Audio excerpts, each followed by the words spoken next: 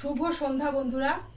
এক্ষুনি সেই সকালে আমাকে যে রুটি দিয়ে গেছিলো সেই শিশুটি, বাচ্চাটা আর কি, ছোট্ট বাচ্চাটা আবার এসেছে। কারণ হচ্ছে ওর মা ওকে নিয়ে আসতে বাধ্য হয়েছে, যে শুনেছে আমি চলে যাব, তাই বলছে সোমা দিদি চলে যাবে, আমি খাবো না। সেই তাকে খাওয়াতেই পারছে না, সকাল থেকেই তার মন খারাপ, তার চেহারাতেই ফুটে উঠেছে তার মন খারাপ। তার জন্য আমার সাথে দেখা করতে নিয়ে এসছে। আমি বললাম কী হয়েছে তোমার? তখন বলছে তুমি চলে যাবে, আমি খাবো না। বোঝো এবার। যাই হোক, তাকে অনেক শনেক করে বোঝালাম, হ্যাঁ, আদর করলাম, বোঝালাম। তারপর শেষে বললাম তুমি খাবে তো? হ্যাঁ। স্কুলে যাবে তো? স্কুলেও সকালবেলা যেমন স্কুল যাচ্ছিল না, আমার সঙ্গে দেখা না করে, মানে আমি যেদিন এসছি তারপরের দিন দেখা না করে স্কুলে যাচ্ছিল না। তারপরে দেখা করলাম, ওর মা নিয়ে এলো, দেখা করলাম, তারপরে স্কুলে গেল। আর আজকে খাবে না। যাই হোক, বুঝিয়ে টুজিয়ে দিলাম। বুঝিয়ে টুজিয়ে দেওয়ার পরে সে অনেক, আসলে আমারও খুব মনটা খারাপ লাগছে, জানো তো বন্ধুরা।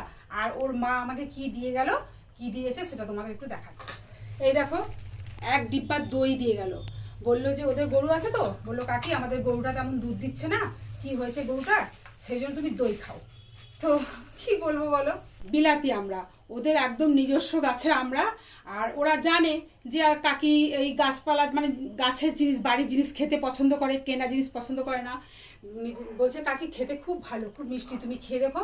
আরও একটা কথা, হাট হচ্ছিল আজকে, তো বৃহস্পতিবার, আজকে হাট হচ্ছিল। হাটে এসে ওই দিদিভাই আমাকে এসে বলছে সোমা, তো দাদা বলেছে তুই এখান থেকে মাংস নে আর আমরা চালের রুটি, তুই মাংস রান্না কর, মানে মাংসের পয়সাটা উনি দিয়ে দেবে আর কি, শুধু আমি নিয়ে রান্না করব। মাংসটা ওই দোকান থেকে নিয়ে আয়, দোকানে বলে দিয়েছে মাংসটা নিয়ে এসে তুই রান্না কর, আর হচ্ছে আমি চালের রুটি পাঠিয়ে দিচ্ছি।